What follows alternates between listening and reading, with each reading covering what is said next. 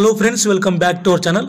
Friends, cricket updates రెగ్యులర్గా పొందాలంటే ఇప్పుడే మన యూట్యూబ్ ఛానల్ సబ్స్క్రైబ్ చేసుకోండి. సో లేట్ చేయకుండా కంటెంట్ లేకైతే వెళ్ళిపోతాం. Let start our video. రీసెంట్గా జరిగిన ఆస్ట్రేలియాతో వన్డే సిరీస్లో మన వాళ్ళైతే ఓడిపోయారు. బట్ ఈ T20 సిరీస్లో కంబ్యాక్ చేయడానికి ఇది మంచి అవకాశం. ఎందుకంటే స్క్వాడ్లో యంగ్స్టర్స్ మంచి ఫైర్ మీద ఉన్నారు. మనం ఏషియా కప్లో చూసాం, మన వాళ్ళు కంప్లీట్ డామినేషన్తో అపోనెంట్ టీంని వణికించారు. సో ఆస్ట్రేలియా టీంతో ఈ T20 సిరీస్ మన వాళ్ళు విజేతలు అవ్వాలని కోరుకుందాం. అయితే ఈ T20 షెడ్యూల్ ఒకసారి చూసుకుంటే మొత్తం ఈ సిరీస్లో 5 T20 మ్యాచ్లు ఆడుతున్నారు. ఏ టీం ఏ మ్యాచ్లు ఆడుతున్నారు అనేది ఈ సిరీస్లో విన్ అవుతుంది. ఫస్ట్ మ్యాచ్ రేపు ఆడుతున్నారు.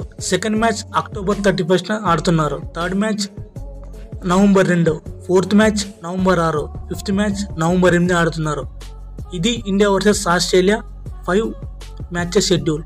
ఇప్పుడు ఈ మ్యాచ్ యొక్క complete details, head to head records, pitch report, ground stats ఇలా ఈ మ్యాచ్ ప్రివ్యూ మొత్తం తెలుసుకుందాం. ముందుగా మన టీమిండియా అలాగే Australia team head to head record చూసుకుంటే మొత్తం 32 T20 మ్యాచ్లు ఆడితే మన టీమిండియా 20 మ్యాచ్లు గెలిచింది.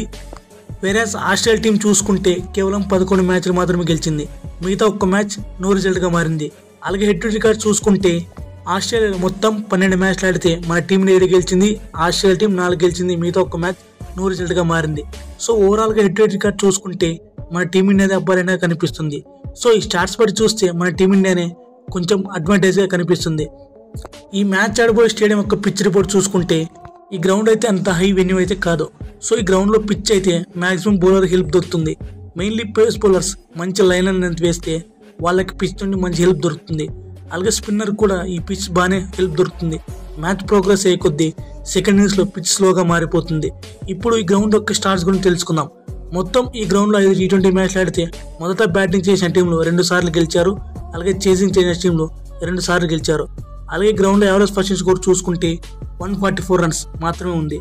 సో ఈ స్టార్ట్స్ బట్టి చూస్తే కంప్లీట్లీ ఇది ఒక బౌలింగ్ ఫ్రెండ్లీ వికెట్ అని చెప్పుకోవాలి. ఇప్పుడు ఈ రెండు టీంలో ఒక ప్లేయింగ్ 11 స్క్వాడ్ గురించి మాట్లాడుకుందాం. ఫ్రెండ్స్, ఈ వీడియో మీరు ఇక్కడ చూసారంటే మీకు ఈ వీడియో నచ్చింది అనుకుంటున్నా. ఈ వీడియో కనుక నచ్చితే దయచేసి లైక్ చేసి మన ఛానల్ సబ్స్క్రైబ్ చేయడం మాత్రం మర్చిపోకండి. మన టీంలో స్క్వాడ్ ఓపెనింగ్ బ్యాట్స్మెన్లో అభిషేక్ శర్మ అయితే మంచి సాలిడ్ పర్ఫార్మెన్స్ ఇస్తున్నాడు. కదరంలో ఉన్న శుభ్మన్ గిల్ సరిగ్గా పర్ఫామ్ చేయడం లేదు. ఇంకా సెట్ అవ్వాలని కోరుకుందాం. ఎందుకంటే మనం ఆల్రెడీ ఆస్ట్రేలియాతో వన్డే సిరీస్ ఓడిపోయాం కాబట్టి శుభ్మన్ గిల్ అలాగే కెప్టెన్ సూర్యకుమార్ యాదవ్ మంచి ఫామ్లోకి రావాలని కోరుకుందాం. ఇక తిలక్ వర్మ చూసుకున్న టాప్ ఆర్డర్లో సెట్ అయి ఉన్నాడు. ఏషియా కప్ ఫైనల్స్లో చూసాం, పాకిస్తాన్ టీం అయిన ప్రెజర్ సిచ్యువేషన్లో గేమ్ని మొత్తం మార్చేశాడు. ఇక బౌలింగ్ డిపార్ట్మెంట్ చూసుకున్న ఎలాంటి లూప్ హోల్స్ అయితే కనిపించడం లేదు. ఇక ఆస్ట్రేలియన్ స్క్వాడ్ చూసుకున్న వాళ్ళ టాప్ ఆర్డర్ చాలా డేంజరస్గా ఉంది.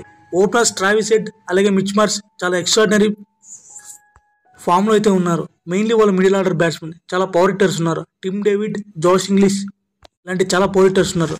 సో రేపు ఏ టీం గెలుస్తున్నది మీరు కామెంట్ బాక్స్లో కామెంట్ చేయండి. Thank you for watching. Have a good day.